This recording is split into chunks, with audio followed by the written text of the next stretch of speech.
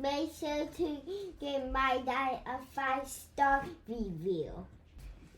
Make sure to like and subscribe to his YouTube. Thank you for listening and enjoy the show. In a system which, as Christy rightly described, no one is above the law, and even the most powerful can face prosecution when they violate the law, then necessarily we're going to have investigations where there are political implications. The fact that an investigation may affect politics does not necessarily mean that it is injected and motivated by politics.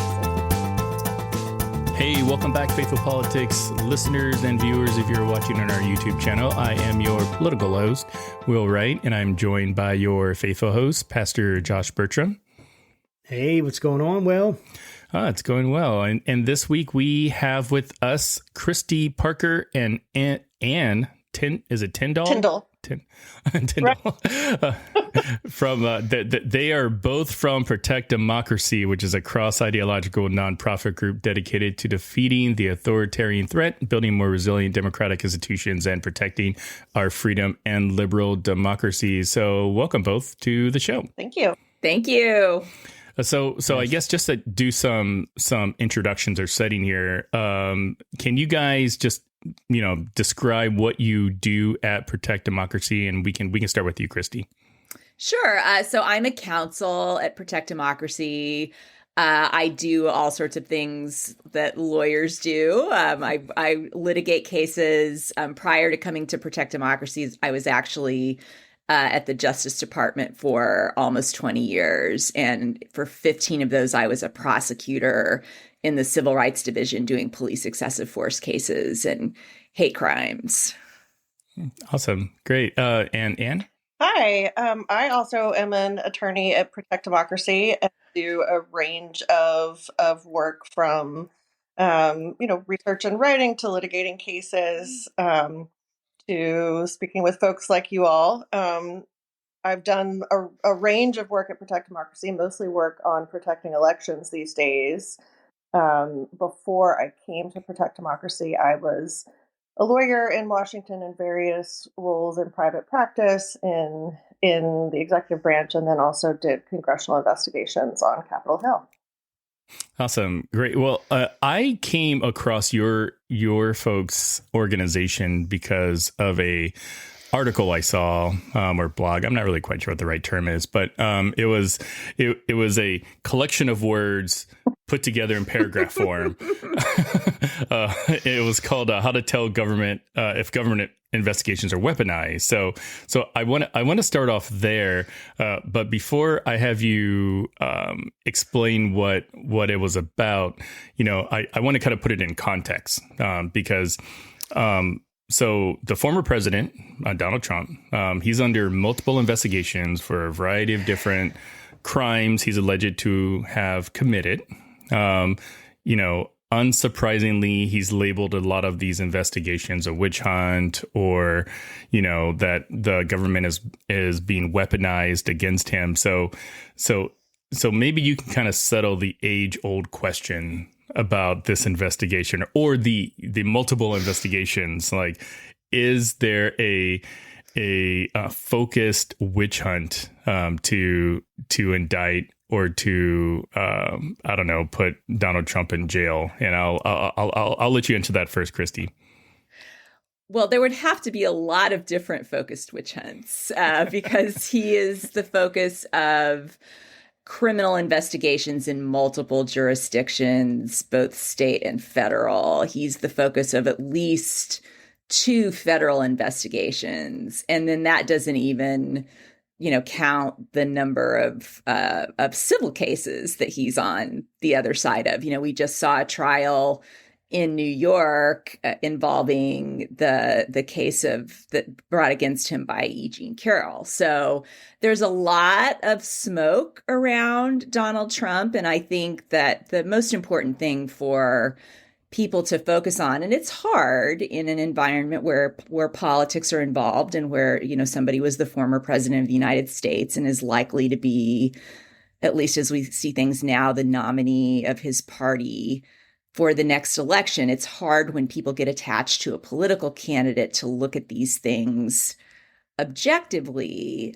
But the really important thing for people to focus on is not the politics of it, not what he stands for politically, not what he would do in office, but whether these things he's accused of make sense, whether the things that he's accused of match up with what we know from public reporting, a lot of which has been really in-depth and good, and, whether it matches up with the elements of the various crimes for which he is being looked at. And then also looking at whether or not the people who are investigating and prosecuting him are acting in accordance with the rules and norms and laws that govern what they do. So, the reason that we wrote this report was to give people something they could look at to kind of have a checklist of what those things are, and to give them the ability to really cut through the political noise and try to be objective about what we're looking here, because this is a democracy, and in a democracy, no one can be above the law. Doesn't matter how high you rank in corporate world or how high you rank in political world or how low. Everybody has to be equal before the law. And if we don't have that, then we don't have our very most basic ingredient that we need to have a democracy. Yeah, that's great. And I want to ask you kind of a similar question, Anne. But before I do, I just have a quick comment about Christie, and I hope you're not offended by this. But has anyone ever told you that you look just like Maggie Haberman? Oh my goodness, no. They have not. They have not. Maybe it's the glasses. It might. No, I've been told maybe this was from my past life, when I was younger, but I was told I looked like Ali Sheedy in The Breakfast Club. But no, never Maggie Haberman. Okay, well, take that for what it's worth, and for if you're listening to this, you just have to. She has way more access to Donald Trump than I do, so I'm afraid I'm not going to be able to bring to the table. That's so funny, Maggie Parker. That's amazing, dude. So Anne, with regard to the article, Chrissy just told us, some of the high level 30,000 foot view of these cases against Donald Trump. So how do we take the research and even the report that you included in the article, how do we take that and apply it to what we know about the cases against Trump and make the determination that, the investigations aren't, politically motivated? Sure. I mean, I think, there are, as Christy referenced, some checklists in the report that sort of are the hallmarks of an upstanding investigation. Are there rules that govern the conduct of the prosecutors? Are they following those? Are they making pronouncements about guilt or innocence before doing investigations? There are some objective criteria by which we can assess these investigations, and I think one thing it's important to keep in mind is that in a system which, as Christy rightly described, no one is above the law, and even the most powerful can face prosecution when they violate the law, then necessarily we're going to have investigations where there are political implications. The fact that an investigation may affect politics does not necessarily mean that it is injected and motivated by politics. If you remove from possible investigation any case that would have political implications, then we can't live by the principle that everyone is above the law. Oh, no one is above the law. My goodness. Correct that. I can. Nobody is above the law. Everybody no is below the law. She was talking about the upside down there for a second. That makes so much sense. Feel like we live in sometimes. Right? Yeah. Oh, absolutely. It does feel like we live in an upside down world. And I love the work that you guys are doing. It's pretty amazing, actually, to see. It's so helpful, even looking at your website, to help break down what's even happening here. Like, I love the questions that, helps us think through the kinds of questions that even someone could ask, because we get into a conversation about Trump and somebody who thinks they're guilty, he's guilty because they don't like him, or he's not guilty because they like him. And what does that have to do with anything? So I just love seeing that. And one thing that caught my eye was this interesting threat index. And apparently we are at a 2.2, or Trump was a 2.2, which is a significant threat. Germany is beating us. And so what I'm wondering is tie this to help us understand the significance of this, right? How important it is that we live in a country. Number one, maybe help us understand what the threat, like why something is a threat or not, or why somebody would be a threat. I know you have some categories there. And Christy, we can start with you, then move over to Ann.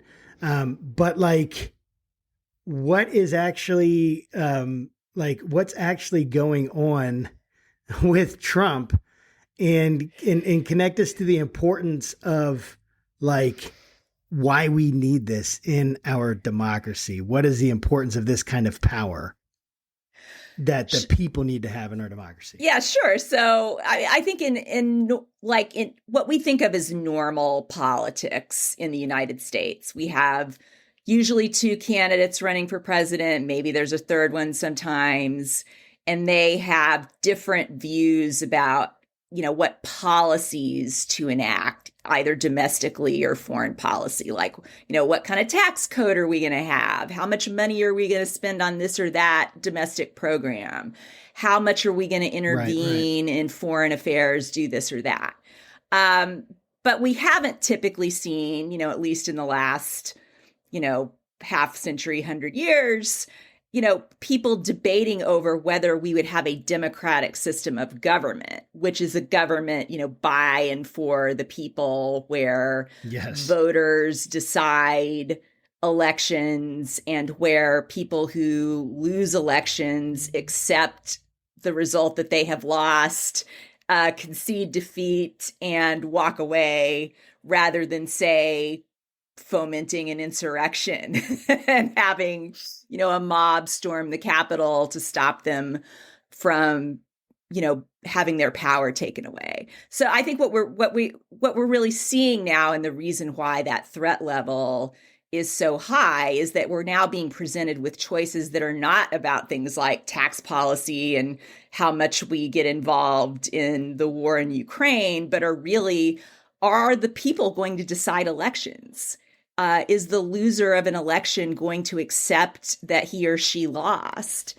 And if we don't have those things, then we have something very different from what we've ever been taught or thought ourselves to have, which, even with all of its flaws, has at its heart fundamentally been government by the people, with our government leaders elected by the people, and peaceful transfers of power. Yeah, that makes a lot of sense. And would you mind kind of describing some of the metrics that you guys use to, like, how can you tell if a country is doing really good at this, or they're doing really bad at this? And then what does that tell us about our country? Sure. So, I think the most fundamental question in assessing that is the question of whether, when someone loses an election, we are able to have a peaceful transfer of power. And that, of course, as Christy just mentioned, is something we can't take for granted anymore in our national and in some of our state and local elections. That's one of the key pieces. There is also, we look at the freedom of dissent. Are people free to disagree with government and express their disagreement peacefully? And we see, both in when Trump was president, and his, for instance, intervening at DOJ in an AT&T Time Warner merger because he didn't like what CNN, one of the sub companies of AT&T had to say about his presidency. That's a Wait, so what did he do? Help me understand that again. So, He, so there, as a president, intervened? there was a merger pending at DOJ and the antitrust division between Time Warner and AT&T. AT&T is the parent company of CNN. CNN Right, yeah. was reporting accurately on President Trump, including criticism of some of his actions.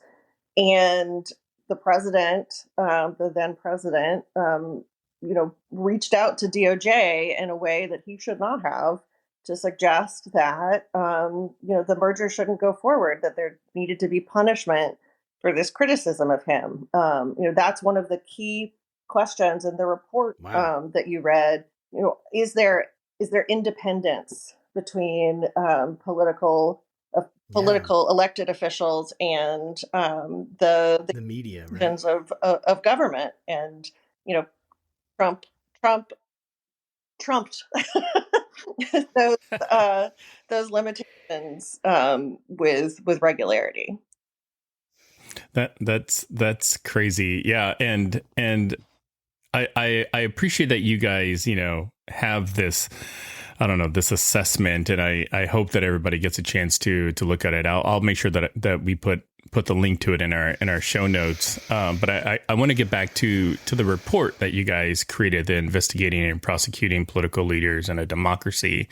For those that haven't read it or seen it, can you talk to us a little bit about, what's in it? Why'd you guys put it together? I love it. I think it's great. And I especially love the section you have in there about, questions journalists can ask politicians. Like, I just love that. And I'd be curious to hear your thoughts on whether or not you've seen journalists take pieces of that from your report. So you can start us off, Anne, if you want. Sure. So, the one thing that I would draw your attention to, and that we haven't really touched on yet, but that is in the report, is the questions about how to assess congressional investigations, which are absolutely fundamentally different from prosecutions. Congress does not have prosecutorial power, and when they start to suggest that is what they're exercising, they're overstepping. Now, Congress also has very broad powers to investigate for purposes of legislation. And sometimes that means looking at government action and assessing whether, the executive branch, or we would love to see the judicial branch, are following the norms and regulations that they have pledged to. I think, what we're seeing in Congress right now are some investigations that aren't following those rules, that aren't following the process of accommodations and trying to understand what's happening in the world. We're having congressional investigations where people are jumping to conclusions. You can always question an investigation if it begins with the premise that someone has done wrong. And there's a committee in Congress right now called the Weaponization of Government Committee. That's a conclusion. I would love to see an investigation into whether there has been abuse of the Justice Department or other arms of government. But when the conclusion is in the title of the committee, very unusual. You have to wonder whether it is a process meant to uncover the truth, or a process meant to confirm preconceived notions. Yeah, it's weird. It's kind of like it's a what's the word? It's a solution to a problem that they're searching for. Sort of. So Christy, what do you think about, the report that you guys wrote, and then we can transition to talk a little bit more about the Committee on the Weaponization of Government? Sure. I'll come at it from the angle of criminal prosecutions. And I think it's very difficult for the public, and it's also very difficult for journalists when something involves politics and politicians and is inherently politicized. it's hard to cut through that and to examine, what are the actual merits of this thing that is happening? What are the actual merits of this criminal investigation? Not who stands to benefit from it politically or who stands to lose from it politically, but what's really at stake here in whatever is being investigated. What are the crimes that we're looking at? What is the evidence that this person who was once our president wants to be our president again? What is the evidence that he may have committed these crimes? And, what is the ability of our system of government going to be to hold him accountable for that if he needs to be? And so one of the things we wanted to do was to give a tool to both the public and the media to really look at the stakes, to really look at what is involved here in terms of what is the crime, what is the potential penalty, what is the significance of the crime, and what would be the significance for our democracy if we were unable to hold a person who may have done these things accountable for that simply because of the position he has held or wants to hold in the future. And that really is the stakes for our democracy. We wanted to kind of flip the script here. And rather than asking the question of what does it mean for our democracy to have a former president potentially be prosecuted for a crime, and to ask the opposite question, what would it mean for our democracy if we had a former president who committed serious crimes, who we could not hold accountable through the system we use to hold everyone else accountable? So that's really where we started from in wanting to produce this tool, was to give us all the ability to ask those really critical questions, and then to look at our institutions and how they're supposed to work, and hopefully really, give a sort of a teaching tool to folks who don't look at this every day, like to understand, here how things work. Not everybody can be a juror and do jury duty or be a lawyer or be the judge. And these are really, critical components of the way that we preserve the rule of law in this country. So giving people a kind of a primer and a tool to understand how they are supposed to work, we thought was really important in this particular time that we're living in. Yeah, in politics, there's no shortage of irony, and the fact that there is a committee on the weaponization of government. Also, there's the former president has a social media company called Truth Social. It's just, I don't know, it just cracks me up. But with regards to the committee I just talked about, it seems like most of the hearings they're holding center around issues that affect Trump, such as like the field trip they took to Manhattan when all the 34 indictments came down. So I'm curious on, if we all could agree that the purpose of their committee was righteous and altruistic. What types of issues in government would you be interested in seeing them address or have hearings on? So I think that the notion that Congress can investigate whether the enormous power of prosecution, whether it is federal or state, is being deployed fairly, that is fair game in many instances for investigation. But what you want to see in such an investigation is, is there bipartisan cooperation in terms of the aims and targets of the investigation? Are the people they are talking to fact witnesses who can help them understand the circumstances of prosecutions, or are they, as was the case with the FBI agents they brought in, sharing secondhand information and conspiracy theories? Are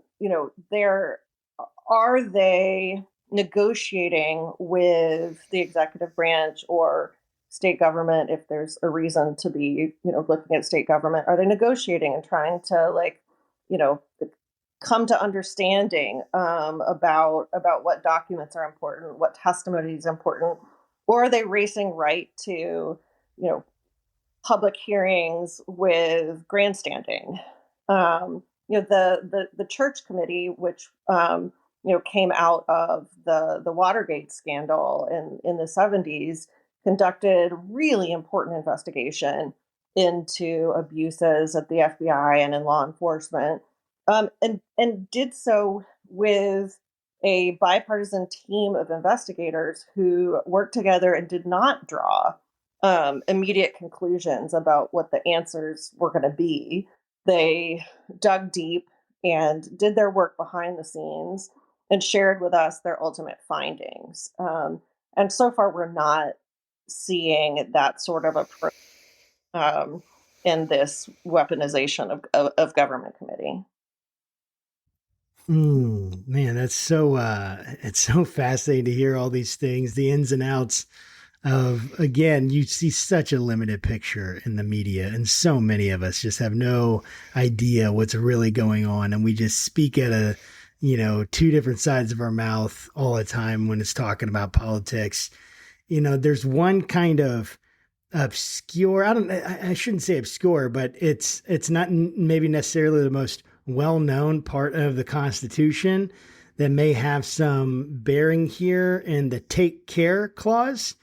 So can you kind of help us understand the take care clause and how that has relevance to what's happening with Trump and what that means for the presidential power in America? And because probably many of us don't even understand how much power a president does have. It feels very confusing. Sometimes it feels like the president can come to your house and kill you if he wants. And then sometimes it feels like he can't do anything and you can say whatever you want with no repercussions. So what help us understand presidential power as it comes to this take care clause? Well, what we definitely do not want is for the president to be able to come to your house and kill you. That would be sure. That would be the opposite of what Protect Democracy famously that would be a really bad result. That Article 2, which is the article of the Constitution that lays out the executive power and presidential powers, gave him the ability and the power to do, quote, anything I want with the Department of Justice.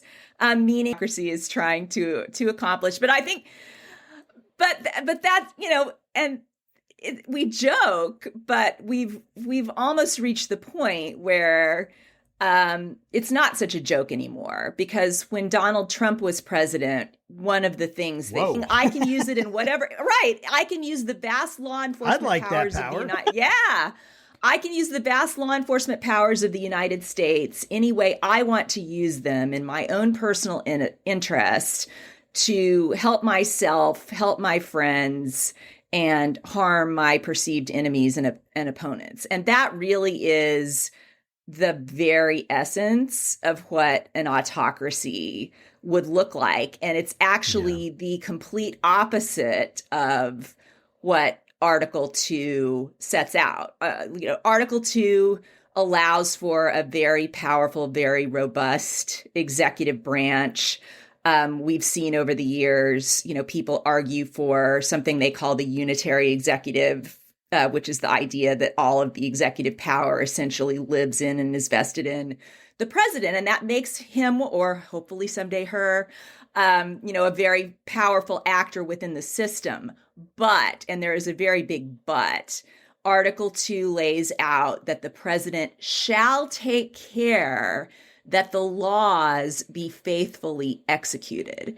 So the primary duty of the president is not to wield power, personal power, on behalf of him or herself, but rather to act as the guardian of our laws and to ensure that they are faithfully, meaning faithful to our Constitution, faithful to our laws, faithful to something, if you will, higher than yourself. That is the president's ultimate duty, is to the public, to the country, to the Constitution and our laws, and not to himself. And every federal employee who takes the oath of office, as I once did very proudly, has that derivative duty, that derivative power.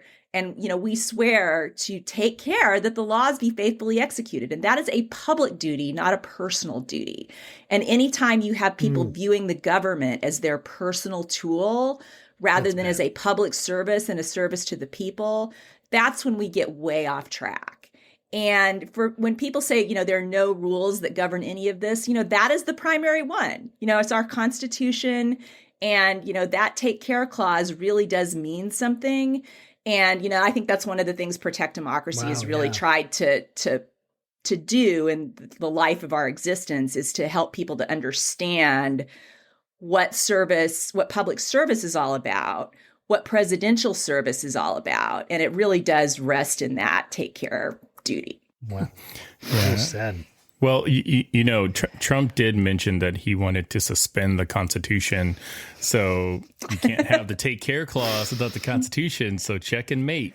It almost seems I think one of the problems that we have right now is actually, it almost seems unfair to cover the things that Trump actually says. Because when you speak the words that he actually uses, it's almost like, well, it's unfair to say that he said that because that is such a completely autocratic, insane thing to say. But, we need to all recognize what we're living through right now, and that we really are being given a choice between, continuing the system of government that we've been trying to perfect, since 1789, or chucking it for something completely different. And again, we talk about stakes. Those are the stakes. Yeah. So we've talked a lot about, what politically motivated investigations, or the characteristics of what politically motivated investigations would look like.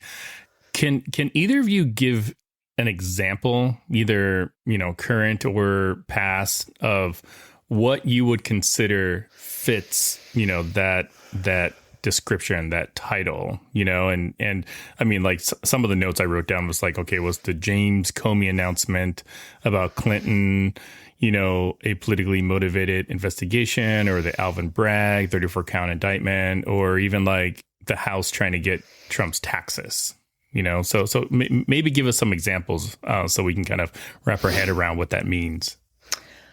So what I would encourage people to do is, again, go back to that report and look at the key questions and look at some of the things that it talks about investigators and prosecutors doing that would make an investigation appear to be more politically motivated than proper.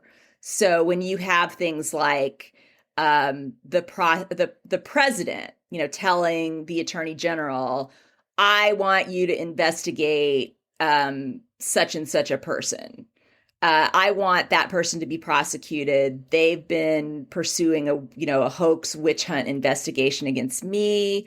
I want you to open an investigation against them. We're going to find out that these people were engaged, in the worst witch hunt of all time. We saw that happen. That actually happened when Donald Trump essentially ordered his attorney general to open what became the Durham investigation into the people who investigated him. And that is not to say that it's never appropriate. And the inspector general, in fact, did an investigation of the way that the FBI conducted the Russia probe, because it's really important to make sure that law enforcement follows all the rules that it's supposed to follow, both so that it does not violate people's rights and reach the wrong results, but also so that it doesn't screw up cases and cost the public the ability to hold people accountable when they deserve to be held accountable. So it's okay to investigate the investigators sometimes, and that's why we have inspectors general in the department. But what's not okay is to start an investigation by presuming the guilt of the subjects, announcing that to the world through the presidential bully pulpit, and then having your investigator start with a conclusion that he is supposed to validate through the course of the investigation. And then I think, what we saw with that investigation, in addition to all of the wrong ways in which it got started, was also then, pursuing a couple of people to the point of trial, both of whom were pretty spectacularly acquitted, which gives you a sort of a sense of how the law and the objective legal process views the whole thing. So I think, this is not to say that John Durham, who was a career civil servant before he became a U.S. attorney, started out to be a politically motivated person. But when your investigation starts in the way that one did, it's really dead on arrival from the standpoint of it being a fair investigation. And then I think you can contrast that with, again, we don't know what the outcomes of these things are going to be, or whether Trump is even going to be charged by anybody other than the Manhattan DA. But, you haven't seen Joe Biden demanding that Donald Trump be prosecuted. You haven't seen him directing the Attorney General to do things. You have not seen the Attorney General, people get frustrated with the Attorney General because he doesn't talk very much at all about any of these things. So I think there's a real contrast to what you saw, with, say, the Durham investigation and what we're seeing now. And we're seeing career prosecutors who nobody even knows their names. We learned the other day in Rolling Stone that Trump wants to learn their names so that he can retaliate against them, which, again, I would argue is, the thing you're not supposed to see. So I think there's a real contrast. I think people can look at that. That doesn't mean that we know what the outcome is going to be. There's several intermediate processes. There's grand juries considering indictments. There's jurors considering evidence and with the reasonable doubt standard. So there's all sorts of things before we get to an end game. But I think there is a lot that you can look at to compare and contrast how things are supposed to go in a rule of law system versus how they go when you don't have that. Right. It's funny because you're starting to talk about the Durham Report, and we kind of want to move over into that a little bit because of how it's come out in the last month and what it means. And I had a friend that mentioned the Durham Report, and I've had actually a couple of friends. Well, don't you know the Durham Report? So I just want to kind of talk about that, right? And maybe, Anne, if you could just help us define, help anyone who has seen this and isn't a news junkie like Will and doesn't, lives under a rock like me. What is the Durham Report, and what is it? Why was it even instigated, and what did it find out? Did it find anything new out that we should know about? Well, I may pass this back to Christy for the answer to some of that, but sure. There's not a lot new there, and what we knew from the beginning was that Trump thought that the investigation into whether or not Russia was interfering in our elections was illegitimate because of the way it touched his campaign, and for all the reasons we've talked about. Since the beginning, that is an inappropriate premise on which to begin an investigation, and that necessarily affected the way it progressed. Now, did the FBI do absolutely everything right? No, it looks like they did not do absolutely everything right, because it's very rare that any institution does everything absolutely right. Did John Durham find evidence that there was a witch hunt designed to topple the Trump administration? No, he did not find evidence that was the case. I don't know, Christy, if you want to add anything about that report.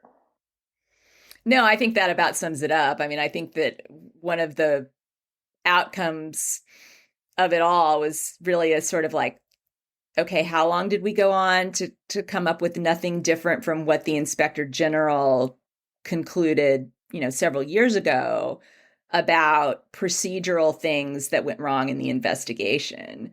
But there is absolutely nothing to indicate that the FBI should not have been concerned and should not have been investigating the efforts that Russia was making. And I think it is objectively true that this is what happened. The Senate Intelligence Committee, the bipartisan committee confirmed this, that, Russia was trying to did interfere in an American election. And there were people close to Donald Trump who welcomed that interference. And frankly, Donald Trump, again, it's not being mean to him to talk about the things that he said. He openly announced that he would welcome, more WikiLeaks and, anything Russia wanted to, let him know about Hillary Clinton. He was all for that.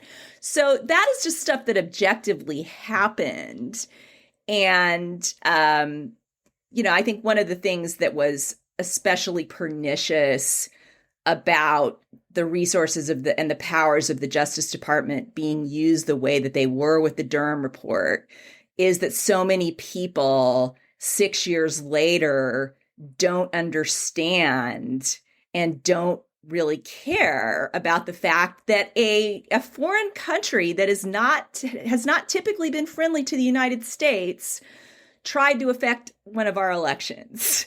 Yeah. That doesn't mean that the wrong person, came out the winner in the election. Nobody is questioning whether Donald Trump actually won that election.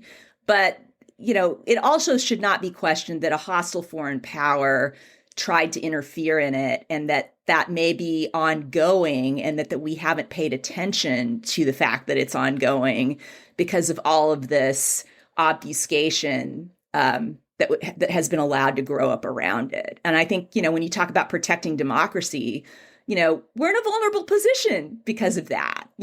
Our intelligence apparatus has been compromised by our inability as a nation to focus collectively on our common enemies that are common to us regardless of what our, political party is.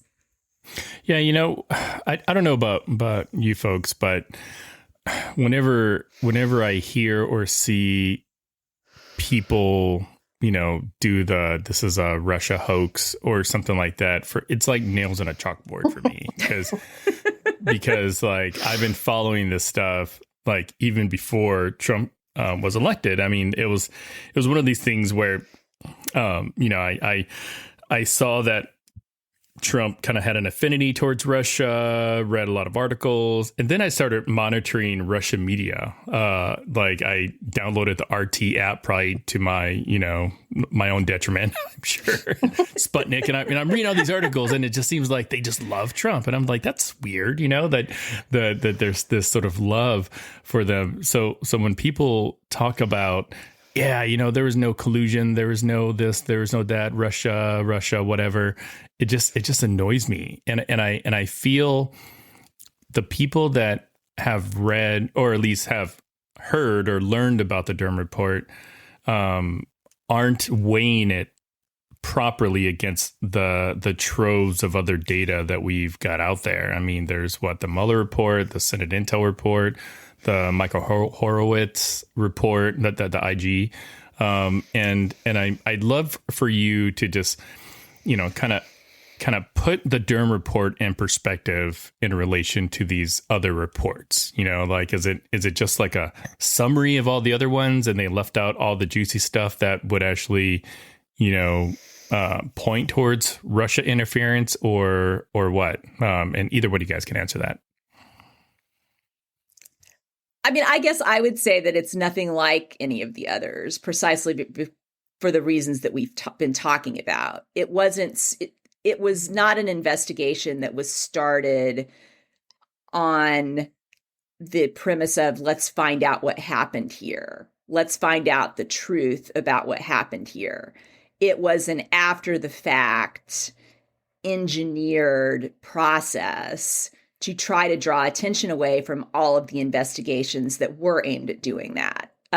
Robert Mueller's investigation was aimed at trying to figure out to what degree Russia interfered in our election and who assisted them in doing that. The Senate Intelligence Committee's investigation was the same. It was aimed at trying to figure out to what degree we were compromised by Russian interference in our election. The Inspector General's report had a different mandate, but it was premised on let's find out whether the FBI followed all of its rules and procedures and did things the right way in conducting this law enforcement operation. The Durham investigation was conceived in order to, again, draw attention away from all of those other things. And it was, and what it did was show precisely what the point of weaponized justice really is, which is to, create bad outcomes, anti-democratic outcomes. And it did that. It achieved that. And I think that's what I would hope in retrospect, a lot of people could focus on, is that this is the real danger when somebody uses the law enforcement powers of the government in ways that they are not supposed to be used and violates the take care clause and all of the things that we've been talking about. Because again, it leaves us all in a much more vulnerable position than we should be, and not one that, is what a democracy is supposed to bring us to. Yeah, that makes a lot of sense. Go ahead, Ann. Well, I was just going to say, we talked at the beginning about some about the weaponization of government committee and maybe its flaws to date. I would love to see some attention paid by that committee to the origin of the Durham Report, but more to the point, honestly. The Senate Intelligence Committee and its report is a good example of how Congress can work and why it is so important to have congressional oversight as a check on executive power. Here you have a committee where the staff are historically, some of the most talented on Capitol Hill. They work together to a degree that is not always present on other committees. There really is bipartisan cooperation in their investigations. Both parties have staff at their interviews. Both parties have equal access to documents and to strategy. And then when the committee issues a report, both the chairman and the ranking member, the representatives of both parties come out and endorse it. And there was a lot in there that should have worried us about Russia's interference. And, you have an investigation there with the hallmarks of thorough and appropriate oversight. Like, send people there. They can read for themselves what these bipartisan investigators found about what Russia was trying to do. Yeah, totally. it was. If I remember correctly, it was Mark Warner and Burr, right? Richard Burr. That's right. They were the leaders, and unfortunately, what happened to Burr and some of his whatever trading stuff. But I actually liked him. I mean, I thought him and Warner worked really well together. So no, that's funny. It's funny because I have no idea who you're talking about. That's what's really funny. Well, everyone should make their summer beach read the Senate Intelligence Committee report. Or the Mueller report. What is that like? It'll make you pages? But the Senate Intelligence Committee report can make you feel warm and fuzzy about the prospects for actually bipartisan problem solving that we need to have in order to continue to exist as a free republic. I always joke with people because I read the Mueller report like 2 times and I listened to the audio version because he's weird. Amazon, that's why. There's no other reason. That may qualify you as a Muellerologist. I didn't know such a term master existed, Mueller. but like I don't know if it was just like a troll from Amazon, but like I swear, like a few days after the Mueller report came out, they had a free like audio version of the Mueller report. Like you didn't have to pay for it, you just download it. So I listened to it, and all 434 pages of it. I even try to read like the unredacted versions when Jason Leopold used to be for BuzzFeed. BuzzFeed, I think, or Daily Beast. Anyways, but he's like the FOIA king. And so he'd always produce these like unredacted versions. And I'm like, oh, sweet. It's like a new chapter of the book, you know, that I didn't get a chance to read yet. And, these are the things like, Will gets excited about, by the way. It is. It really is. And like whenever anybody talks to me about Russia, I always just point to the whole like the Paul Manafort thing is just a real big stick for me, because I'm just like, for me, that's the straightest line to Russia interference that I could draw, because he used to be the campaign manager for Viktor Yanukovych, you know, the thing that kind of started the whole Orange Revolution thing. And you know, he was passing polling data to Konstantin Kalimnik, who, like, I don't know, like, that's not a good actor. So anyways, I'll get off my Russian high horse, because I know Josh has No, a I question. love the Russian high horse, man. It's you can stay on the high horse as long as you want. You be like Putin. Doesn't he love riding Russian horses? High horses Yes, with it shirtless. You're just not shirtless. Yeah. Like yeah. he likes to be. My dad bod would not get us clicks. You don't have your Putin bod. So, okay. So this is what's, and just to give you some perspective. So we have a lot of different people that listen to the show and from wide perspectives. And so I'm like the token conservative. I'm a pastor. I'm a Christian, you know, right wing, blah, blah, blah. And then Will is the token liberal, you know, all those things. And then, but one of the things we try to do, right, is we try to get exposure to both sides and try to help people think on it, like just take the conversation up a bit. Like we say, not left, not right, but up. We want to take the conversation up a little bit. Let's get a meta conversation going on and even figuring out what we're actually even doing, what we're fighting about. And one of the things that I have a lot of conservative friends, and I remember like in 2008, I remember when Obama got elected again, actually in 2012, and I was with some buddies and very conservative. And I'm telling you, I had friends that were crying because they thought it was the end of America as we know it, essentially. They thought, and maybe it was, I don't know, but maybe it was the America he wanted and not the America everyone else wanted. But it's like, I remember people being so scared, like, oh, they're creating concentration camps for us up in Wisconsin and they're going to take all the conservatives. I'm like, oh my gosh, dude, this is like, I never got into politics that much. But when we're looking at these reports, like something like the Durham Report comes out, and like, what do you think it is about a report like this that keeps this going? Like, for instance, if we have in the Mueller report that Trump, like, you know, had all these, or, you know, or people around him, all these instances of obstruction of justice, why is it that nothing happens? Why is it that, you know, is it just because I guess like, what is the Durham Report comes out, people are now like, oh, look, everything we said, you know, it's in what's going on here that people just like grasp on to this report. I don't know if the question I'm asking makes sense. I just would like to get your perspective on this from where you guys work. Cause people believe this, really believe this, and they're genuine good people. Like I don't like, I'm not mad at them. I'm not going to call them racist for voting for Trump. I'm just not going to do that because they're genuine people and they're genuine and people have flaws. But it gets very confusing and very tiring for me. So what do you guys, like, what's your take on like all of this? Why did it come out? What's going on?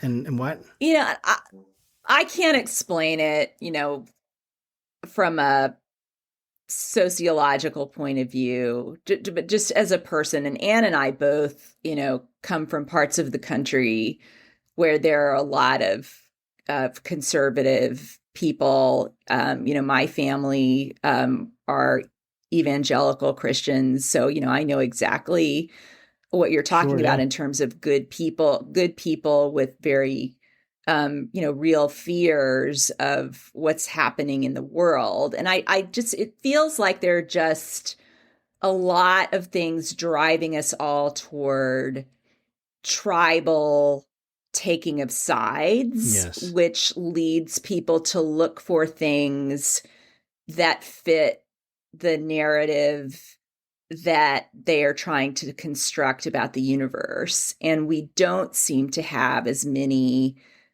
places where people can come together and just speak to each other as humans and talk about, like, look, is this the thing that should have happened here?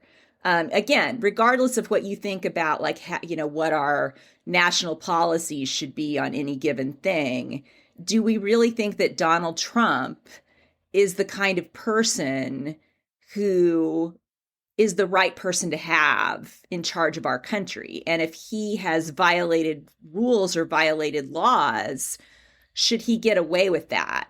And I often turn back to what I used to do before I came to Protect Democracy, which was enforce the civil rights laws, oftentimes in places where you wouldn't necessarily think that, oh, well, this is a huge pro-civil rights community.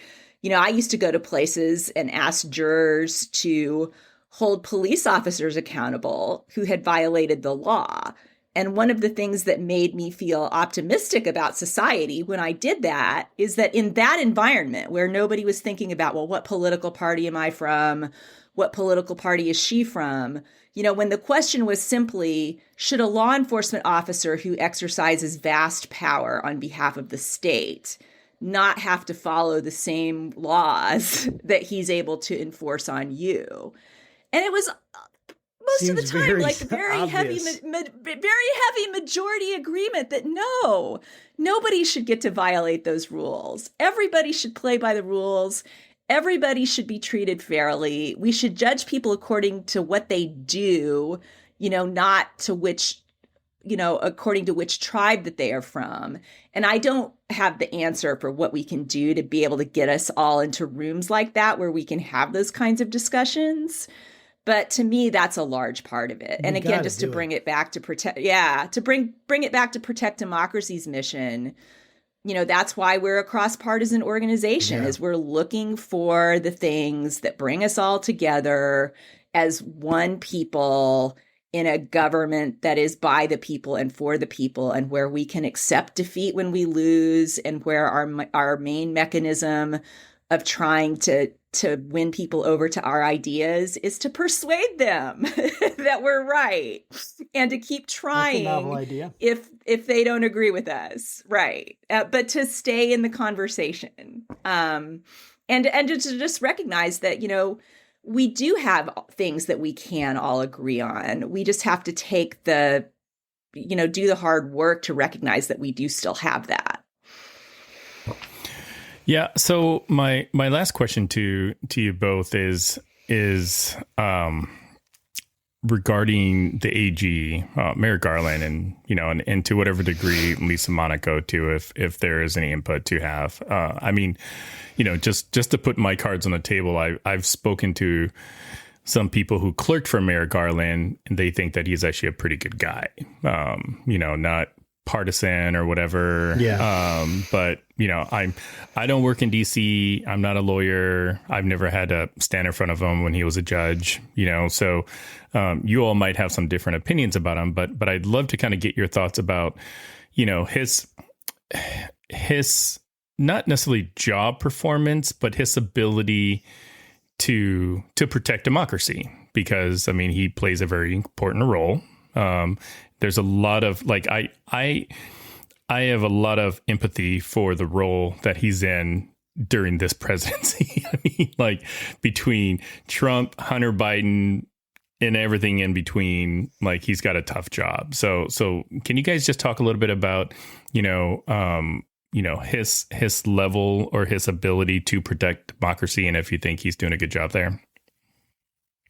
Andy, you can go first. Sure. Well, I, like you, have a lot of empathy for the position he's in, to follow Bill Barr and the Trump administration and try to reset the norms of an independent Justice Department is a really it's a tall task. And he clearly, entered the job with a desire to stay out of the political maelstrom and quietly do the work of the Department of Justice.